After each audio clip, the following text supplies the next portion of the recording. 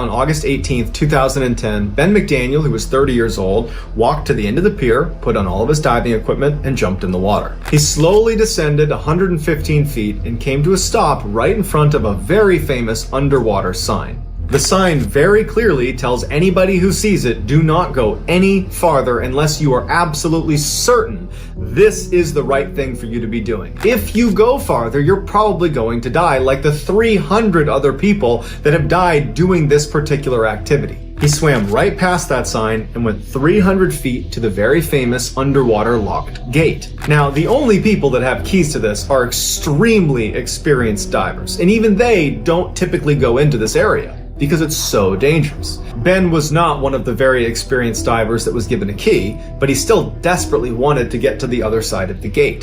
So he's sitting there yanking on the gate, and he's getting himself kind of pushed inside halfway through the gate, and he can't quite get it open.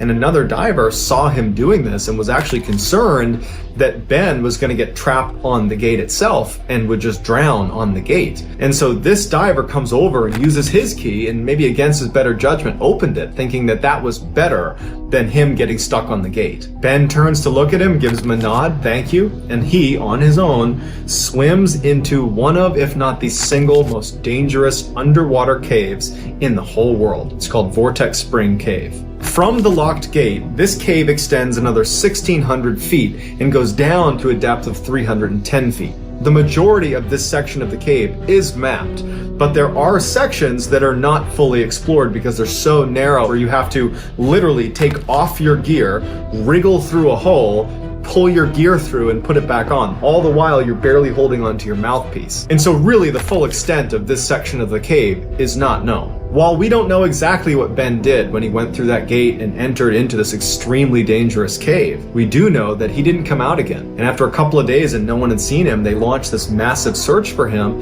and they combed as much as they could of inside of that cave, but there were sections that they were just not prepared to go search. And so he was never recovered. All they ever found were 2 of Ben's dive bottles.